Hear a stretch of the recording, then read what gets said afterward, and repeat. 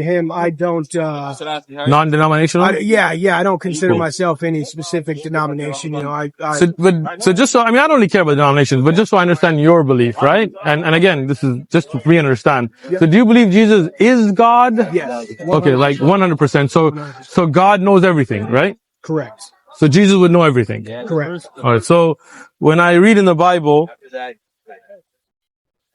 in Mark 13:32, but of that day and hour, no one knows, not even the angels in heaven, nor the Son, but the Father. Right, correct. So when Jesus came into incarnation, he veiled his glory. Gotcha. Right? So he was no longer God. No, he's still God, fully man. Right. So if he's fully God, then he fully knows everything. Yes, but he veiled his divinity when he took on flesh. So you have your conscious and your subconscious. So things you may possibly know, but just don't realize that you know them, right? Or you're not going to reveal that. So he kind of like forgot that he knew? No. He's just not revealing that he knows those. No. So let me just read the text here. Right. But of that day and hour, no one knows. Right. Not that it's hidden, not that he knows and he's not revealing. No one knows. Right. Not even the angels in heaven, nor the Son. Meaning the Son does not know, but only the Father. Correct. So this would clearly state that Jesus Christ did, as the Son, did not know. Right? That's not, let's read it. Let me have you read it. No, go. Okay. You read it right. You read it right. You didn't add anything into it. I appreciate it. That's why I bring the book, to make sure, right? Yeah, but again, he had veiled his glory. Okay. So when he takes on flesh, right, he makes himself, as the Bible says, where he makes himself, for a moment in time, lower than the angels. Right? So God can be lower than the angels? No. Okay, so then he's no longer God. No. He's still 100% God. That's really, still 100%. Bro, what was your name again? But it's Danny. Danny, that's really confusing, right? Come on, you feel me? Let's just be honest enough to say that makes absolutely no sense, right? It could definitely be confusing if chapters or verses are just ripped out of context. No. But reading in whole, in context, then they make perfect sense. Okay, so for example, Jesus calls the Father my God. Yes. He worships him. Right? He puts his head on the ground and he worships and he prays to God. Right. Right? In the incarnation, he would have been subservient to the Father. So obviously having an eternal relationship as the Son with the Father, he's not going to take on flesh, come down to earth, and then all of a sudden become an atheist. Right? Well, I hope not, right? But if he's praying to God, then he's lower than God, right? He became subservient to the Father once he took on flesh. So when he was subservient to the Father, he is no longer God now because he's subservient to God. Still God. How does that make sense to you? Like think through this, right? Let me just give you an example. So now listen to you, right? Let's say, I am the greatest kung fu artist in the world, right? For example, the best MMA fighter, right? Right. Let's say I could, not that I could, but let's say I could knock Khabib out, right? Let's say I'm that good, right? And then, he's a UFC fighter. Oh, okay. I don't watch him. He's really good. I know what UFC is. I just don't watch him. Yeah. I don't watch a lot too, but he's really good. Let's just say you're the best MMA fighter. Let's say I'm the best boxer, right? For my weight class, right? And then I take a step back, right? Meaning I'm gonna not work out anymore. I'm gonna turn into something weaker than I was, right?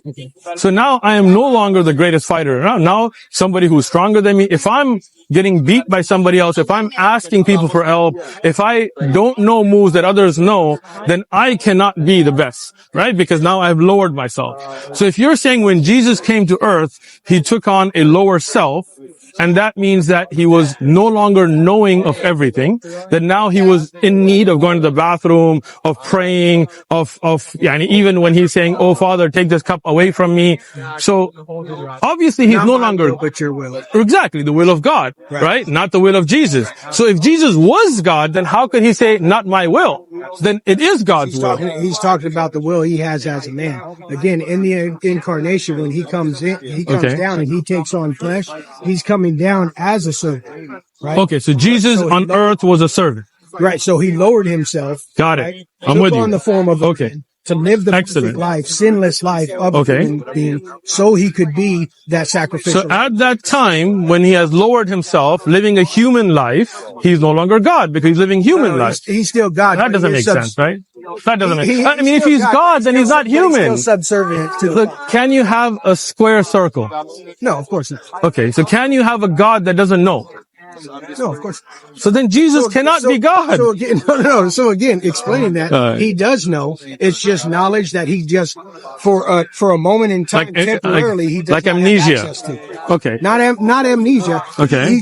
He just chose to. Okay. So let's just take it back to that. So when he doesn't know at that moment that he does not have knowledge of the hour, then he's no longer all knowing. No. So he's. Let me ask something. If you memorize all of the planets and their countries and for example, all the capitals and all the flags, right? And then you forget them. You are no longer now. I mean, it's somewhere in your back memory, but you no longer know it, but right? You would still know it. No, you don't know it. That's the whole point, right? Like, I learned many things as a child that I forgot. Right. Today, I can't say I know. Like, I used to be fluent in Spanish, right? Somewhere in my head, I probably have it. But if you ask me, do you know Spanish? I would be like, poquito, right? Why? Because I can't use it. So when Jesus didn't have that readily available, then he didn't know. At that moment, he could, by your definition, he could not be God. He was human. He had human weaknesses. No, well, he definitely had human weaknesses. How could God have human weaknesses? Because he took on flesh. But then he would have to no longer be the perfect, all-knowing God. That's not true because he still shares the divine essence. But see, again, that's like saying that you know, but you don't know. Right? It can't be both. I mean, and that could be true. That right? could be true. So just like a word in Spanish, right? Let's say, I don't know if I ask you, hey, how do you say shoes in Spanish? Zapatos. But let's just say that you knew that, back, 10 years ago. And then I forgot it. Forgot what it was. Well, I don't know it now. I tell you, it's zapatos, and you say, you know what? I knew that. Exactly. But at the moment when I asked you, perfect. Like, I don't know, but I tell you, and you say, oh, I knew that. Perfect example. So let's stick with that. Good example. What I'm saying is, I understand. Would that mean that you didn't know? Yes. You just forgot. Excellent. Right? So at the time that I had forgotten, right? At that time I didn't know until you reminded me, right? So excellent. Right. So God always knows everything, right? We agreed on that. Correct. God doesn't need to be reminded, right? So that, according to the example that you gave, and a beautiful example at that, right? When I forgot the word in Spanish, at that time, I was no longer all-knowing of the Spanish language, right?